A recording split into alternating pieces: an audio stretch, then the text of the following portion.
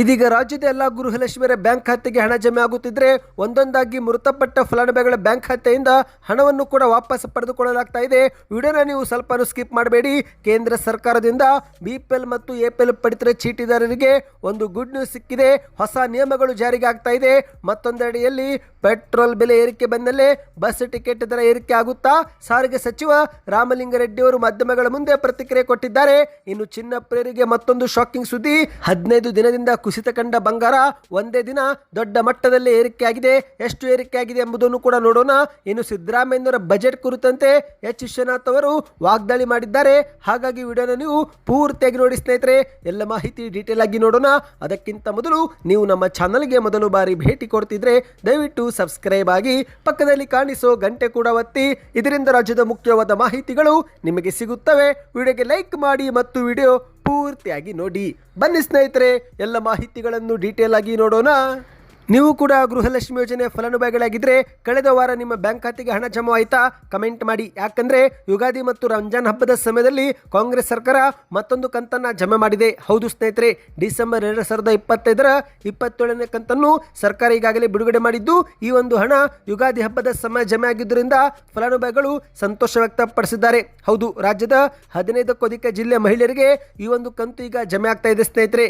ಇದು ಡಿಸೆಂಬರ್ ತಿಂಗಳ ಕಂತು ಎಂದು ಹೇಳಲಾಗ್ತಾ ಇದೆ. ಹೌದು, ಮುಖ್ಯಮಂತ್ರಿ ಸಿದ್ದರಾಮಯ್ಯನವರು ಇತ್ತೀಚಿನ ಬಜೆಟ್ನಲ್ಲಿ ಗೃಹಲಕ್ಷ್ಮಿ ಯೋಜನೆಗೆ ಹೆಚ್ಚುವರಿ ಅನುದಾನ ಮೀಸಲಿಟ್ಟಿದ್ದು, ಹಾಗಾಗಿ ಈಗ ಬಾಕಿ ಕಂತು ಜಮೆ ಆಗುವುದು ಶುರುವಾಗಿದೆ. ಅಂದ ಹಾಗೆ ಸದ್ಯಕ್ಕೆ 27ನೇ ಕಂತಿನ ಹಣ ಬಂದಿದ್ದರೂ ಕೂಡ ಇನ್ನು 4 ತಿಂಗಳ ಹಣ ಫಲಾನುಭವಿಗಳಿಗೆ ಬರಬೇಕಾಗಿದೆ. ಹೌದು, ಗೃಹಲಕ್ಷ್ಮಿ ಯೋಜನೆ ಜಾರಿಗೆ ಆಗಿ 31 ತಿಂಗಳು ಪೂರ್ತಿಯಾಗಿದ್ದು, ಆದರೆ ಸರ್ಕಾರ ಮಾತ್ರ 27 ಕಂತು ಹಾಕುವುದರಲ್ಲಿ ಯಶಸ್ವಿಯಾಗಿದೆ. ಇನ್ನೂ ಕೂಡ 4 ತಿಂಗಳ ಕಂತು ಹಣ ಜಮಾ ಆಗುವುದು ನಿರೀಕ್ಷೆ ಇದೆ ಸ್ನೇಹಿತರೆ. ನಿಮ್ಮ ಬ್ಯಾಂಕ್ ಖಾತೆಗೆ ಒಟ್ಟಾರೆಯಾಗಿ ಎಷ್ಟು ಕಂತು ಜಮಾ ಆಗಿದೆ ಕಮೆಂಟ್ ಮಾಡಿ. ಇನ್ನಿದೇ ಮಧ್ಯೆ ಸ್ನೇಹಿತರೆ, ಒಂದೊಂದು ಜಿಲ್ಲೆ ಫಲಾನುಭವಿಗಳ ಮೃತಪಟ್ಟ ಬ್ಯಾಂಕ್ ಖಾತೆಗಳಿಂದ ಹಣ ಇದೀಗ ಸರ್ಕಾರ ವಾಪಸ್ ಪಡೆದುಕೊಳ್ಳಲು ಮುಂದಾಗಿದೆ. ಇತ್ತೀಚೆಗೆ ದಾವಣಗೆರೆ ಜಿಲ್ಲೆಯ ಮೃತಪಟ್ಟ ಫಲಾನುಭವಿಗಳ ಬ್ಯಾಂಕ್ ಖಾತೆಯಿಂದ 30 ಲಕ್ಷ ರೂಪಾಯಿ ಗೃಹಲಕ್ಷ್ಮಿ ಯೋಜನೆ ಹಣವನ್ನು ಸರ್ಕಾರ ವಾಪಸ್ ಮಾಡಿಕೊಂಡಿದ್ದು, ಇದೀಗ ಯಾದಗಿರಿ ಜಿಲ್ಲೆಯಿಂದ 1,75,00,000 ರೂಪಾಯಿ ಹಣವನ್ನು ವಾಪಸ್ ಪಡೆದುಕೊಳ್ಳಲು ಮುಂದಾಗಿದೆ.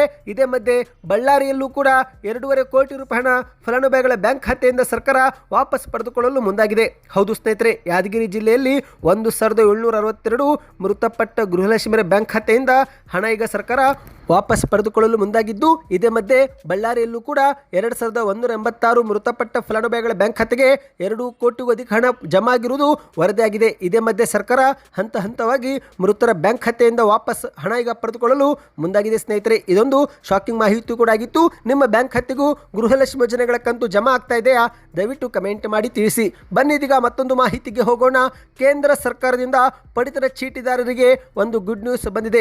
ಹೌದು, ಏಪ್ರಿಲ್ 1, 2026ರಿಂದಲೇ ಅನ್ವಯವಾಗುವಂತೆ ಸರ್ಕಾರ ಒಂದು ಹೊಸ ನಿಯಮ ಜಾರಿಗೆ ತರಲು ಮುಂದಾಗಿದೆ. ಅದೇನೆಂದರೆ, ಇನ್ನು ಮುಂದೆ 3 ತಿಂಗಳ ಪಡಿತರವನ್ನು ನೀವು ಒಟ್ಟಿಗೆ ತೆಗೆದುಕೊಂಡು ಮನೆಗೆ ಹೋಗಬಹುದು. ಹೌದು ಸ್ನೇಹಿತರೆ, ಎಪಿಎಲ್ ಕಾರ್ಡ್ ಇರಲಿ, ಬಿಪಿಎಲ್ ಕಾರ್ಡ್ ಇರಲಿ, ಇನ್ನು ಮುಂದೆ ನೀವು 3 ತಿಂಗಳ ಆಹಾರಧಾನ್ಯವನ್ನು ಒಂದೇ ಸಮನೆ ತೆಗೆದುಕೊಂಡು ಹೋಗಬಹುದು. ಹೌದು, ಸಾಮಾನ್ಯವಾಗಿ ಇಷ್ಟು ದಿನ ಪ್ರತಿ ತಿಂಗಳು ಪಡಿತರ ಆಹಾರಧಾನ್ಯ ಪಡೆದುಕೊಳ್ಳಲು ನ್ಯಾಯಬೆಲೆ ಅಂಗಡಿಗೆ ಹೋಗಬೇಕಾಗಿತ್ತು. ಆದರೆ ಇನ್ನು ಮುಂದೆ ಹಾಗೆ ಆಗೋದಿಲ್ಲ. 2026ರ ಏಪ್ರಿಲ್ ತಿಂಗಳಿನಿಂದ ಹೊಸ ನಿಯಮಗಳು ಜಾರಿಗೆ ಬರುತ್ತಿದ್ದು, ಇನ್ನು ಮುಂದೆ ಒಂದೇ ಸಲ ನೀವು 3 ತಿಂಗಳ ಆಹಾರಧನವನ್ನು ಪಡೆದುಕೊಳ್ಳಬಹುದು. ಅಂದರೆ ಏಪ್ರಿಲ್ ಜೊತೆಗೆ ಮೇ ಮತ್ತು ಜೂನ್ ತಿಂಗಳ ಪಾಲನ್ನು ಕೂಡ ಫಲಾನುಭವಿಗಳಿಗೆ ಕೊಡಲಾಗುತ್ತೆ ಸ್ನೇಹಿತರೆ. ಇದು ಅಂತ್ಯೋದಯ ಅನ್ನ ಯೋಜನೆ, ಎಪಿಎಲ್ ಪಡಿತರ ಚೀಟಿ ಮತ್ತು ಬಿಪಿಎಲ್ ಪಡಿತರ ಚೀಟಿ ಹಾಗೂ ಗರೀಬ್ ಕಲ್ಯಾಣ್ ಅನ್ನ ಯೋಜನೆ ಫಲಾನುಭವಿಗಳಿಗೆ ಅನ್ವಯಿಸಲಿದೆ. ಅಂದಹಾಗೆ ಸ್ನೇಹಿತರೆ, ಸರ್ಕಾರದ ಈ ನಿರ್ಧಾರಕ್ಕೆ ಪ್ರಮುಖ ಕಾರಣ ಏನು ಎಂಬುದು ಕೂಡ ಈಗ ಬಹಿರಂಗವಾಗಿದೆ. ಹೌದು, ಏಪ್ರಿಲ್ ಮತ್ತು ಮೇ ತಿಂಗಳಲ್ಲಿ ಸಾಲು ಸಾಲು ಹಬ್ಬಗಳು ಬರುವುದರಿಂದ ಬಡ ಕುಟುಂಬಗಳಿಗೆ ಧಾನ್ಯದ ಕೊರತೆ ಆಗಬಾರದು ಎಂಬ ಉದ್ದೇಶಕ್ಕೆ ಸರ್ಕಾರ 3 ತಿಂಗಳ ಆಹಾರಧಾನ್ಯವನ್ನು ಏಕಕಾಲಕ್ಕೆ ಕೊಡಲು ನಿರ್ಧಾರ ಮಾಡಿದೆ. ಇನ್ನು ಅಷ್ಟು ಮಾತ್ರವಲ್ಲ, ಏಪ್ರಿಲ್ ತಿಂಗಳ ನಂತರ ಬಿಸಿಲಿನ ಪ್ರಮಾಣವೂ ಕೂಡ ಹೆಚ್ಚಾಗುತ್ತಿದ್ದು, ಹಾಗಾಗಿ ಜನರು ಪದೇ ಪದೇ ರೇಷನ್ ಅಂಗಡಿ ಮುಂದೆ ಸಾಲು ನಿಲ್ಲುವುದನ್ನು ತಪ್ಪಿಸಲು ಕೂಡ ಈ ಒಂದು ಕ್ರಮ ಸರ್ಕಾರ ತೆಗೆದುಕೊಂಡಿದೆ.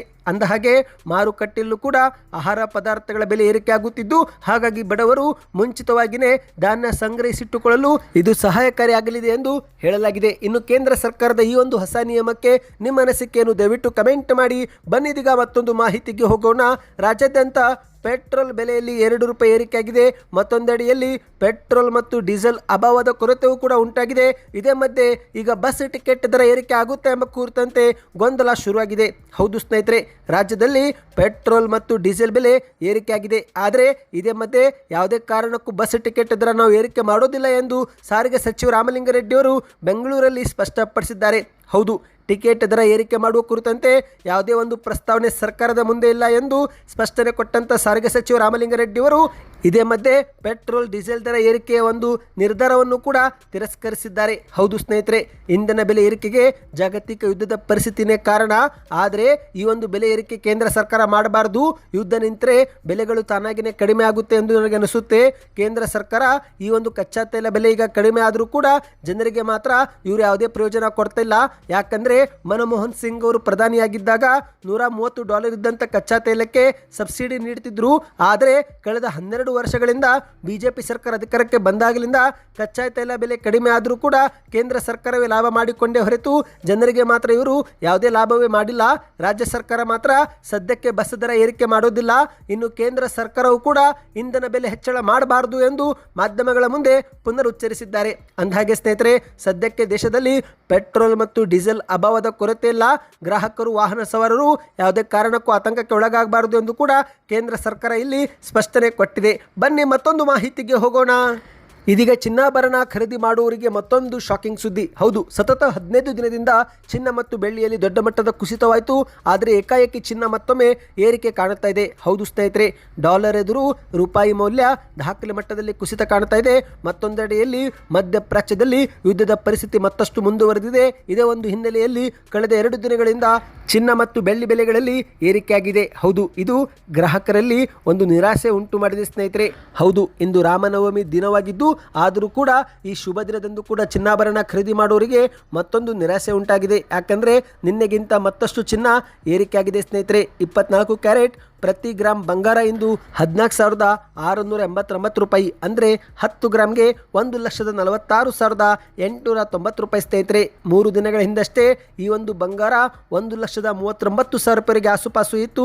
ಈಗ 2 ದಿನಗಳಲ್ಲಿ ದೊಡ್ಡ ಮಟ್ಟದಲ್ಲೇ ಏರಿಕೆಯಾಗಿದೆ. ಇನ್ನು ಹಾಗೇನೆ ಸ್ನೇಹಿತರೆ, ಬೆಳ್ಳಿ ಬೆಲೆಯಲ್ಲೂ ಕೂಡ ಏರಿಕೆಯಾಗಿದೆ. ಪ್ರತಿ ಗ್ರಾಮ್ ಬೆಳ್ಳಿ ಈಗ 250 ರೂಪಾಯಿಗೆ ಮಾರಾಟವಾಗ್ತಾ ಇದೆ. 2 ದಿನಗಳ ಹಿಂದಷ್ಟೇ ಪ್ರತಿ ಗ್ರಾಮು 235 ರೂಪಾಯಿ ಇತ್ತು. ಈಗ 15 ರೂಪಾಯಿ ಏರಿಕೆಯಾಗಿದ್ದು 1 kg ಬೆಳ್ಳಿ 2,50,000 ರೂಪಾಯಿ ಎಂದು ಹೇಳಲಾಗಿದೆ. ನಿಮ್ಮ ಪ್ರಕಾರ ಚಿನ್ನ ಮತ್ತು ಬೆಳ್ಳಿ ಕುಸಿತವಾಗಬೇಕು, ಏರಿಕೆ ಆಗಬೇಕು? ನಿಮ್ಮ ಅನಿಸಿಕೆಗಳು ಏನು ಎಂಬುದನ್ನು ನಮಗೆ ಕಮೆಂಟ್ ಮಾಡಿ. ಬನ್ನಿ ಈಗ ಕೊನೆಯ ಮಾಹಿತಿಗೆ ಹೋಗೋಣ. ಇತ್ತೀಚೆಗೆ ಹಣಕಾಸು ಖಾತೆ ಹೊಂದಿರುವಂತಹ ಮುಖ್ಯಮಂತ್ರಿ ಸಿದ್ದರಾಮಯ್ಯನವರು ಮಾರ್ಚ್ 6ರಂದು ಕರ್ನಾಟಕದ ದಾಖಲೆ ಬಜೆಟ್ ಅನ್ನು ಮಂಡಿಸಿದ್ರು.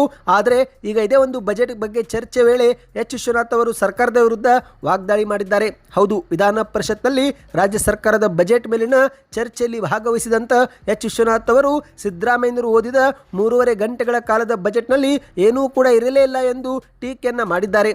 ಸರ್ಕಾರದ ದುಂದುವೆಚ್ಚ, ಅಬಕಾರಿ ನೀತಿ ಮತ್ತು ಆಡಳಿತಾತ್ಮಕ ವೈಫಲ್ಯ ಕುರಿತಂತೆ ಎಚ್ ವಿಶ್ವನಾಥ್ ಅವರು ಟೀಕೆಯನ್ನು ಮಾಡಿದ್ದಾರೆ. ಸರ್ಕಾರ ಇದುವರೆಗೆ ಜಾಹೀರಾತುಗಳಿಗೇನೆ 532 ಕೋಟಿ ರೂಪಾಯಿ ಖರ್ಚು ಮಾಡಿದೆ ಎಂದು ಕೂಡ ಆಕ್ರೋಶ ವ್ಯಕ್ತಪಡಿಸಿ ಇದೊಂದು ಅಡ್ಜಸ್ಟ್ಮೆಂಟ್ ಸರ್ಕಾರ ಎನ್ನಬಹುದು ಎಂದು ವಿಧಾನ ಪರಿಷತ್ನಲ್ಲೇ ಕಿಡಿಕಾರಿದ್ದಾರೆ. ಆರೋಗ್ಯ ಮತ್ತು ಶಿಕ್ಷಣ ಚೆನ್ನಾಗಿದ್ದರೆ ರಾಜ್ಯ ತಾನಾಗಿಯೇ ಅಭಿವೃದ್ಧಿ ಆಗುತ್ತೆ. ಆದರೆ ರಾಜ್ಯದಲ್ಲಿ ಈ ಎರಡೂ ವ್ಯವಸ್ಥೆನೇ ಸರಿಯಿಲ್ಲ, ಆಡಳಿತವೂ ಕೂಡ ವಿಫಲವಾಗಿದ್ದು ಅನುಷ್ಠಾನ ಶೂನ್ಯವಾಗಿದೆ ಎಂದು ವಾಗ್ದಾಳಿ ಮಾಡಿದ್ದಾರೆ ಸ್ನೇಹಿತರೆ. ಇದೇ ನಡುವೆ ಮತ್ತೆ ಮುಂದುವರೆದು ಮಾತನಾಡಿ, ಈ ಒಂದು ಹಿಂದೆ ಅಡುಗೆ ಅನಿಲ ಬೆಲೆ ಏರಿಕೆಯಾದಾಗ ಪ್ರಧಾನಿ ಮೋದಿಯವರು ರಾಜೀನಾಮೆ ಕೊಡಬೇಕು ಎಂದು ಸಿದ್ದರಾಮಯ್ಯನವರು ಆಗ್ರಹ ಮಾಡಿದರು.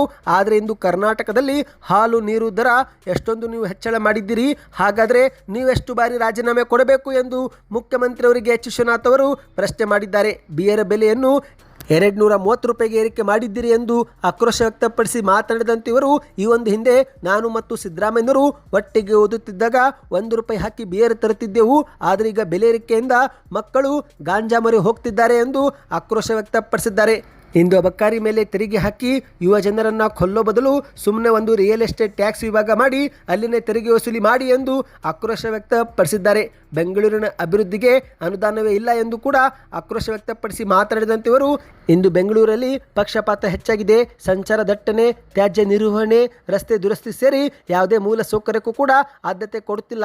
ಎಲ್ಲಿ ನೋಡಿದ್ರೂ ಭ್ರಷ್ಟಾಚಾರವೇ ಹೆಚ್ಚಾಗಿದೆ. ಒಟ್ಟಿನಲ್ಲಿ ಬೆಂಗಳೂರು ಪ್ರಾಧಿಕಾರವನ್ನು 5 ಪಾಲಿಕೆಗಳನ್ನಾಗಿ ಮಾಡಿದರೂ ಕೂಡ ಯಾವುದೇ ಪ್ರಯೋಜನವೇ ಆಗಲಿಲ್ಲ ಎಂದು ಅಸಮಾಧಾನ ಹೊರಗೆ ಹಾಕಿದ್ದಾರೆ. ಸದ್ಯಕ್ಕೆ ಎಷ್ಟೇ ಇತ್ತು ಈ ಎಲ್ಲ ಮಾಹಿತಿಗಳು ಇಷ್ಟವಾಗಿದ್ದರೆ ಚಾನಲ್ಗೆ ಸಬ್ಸ್ಕ್ರೈಬ್ ಮಾಡಿಕೊಳ್ಳಿ.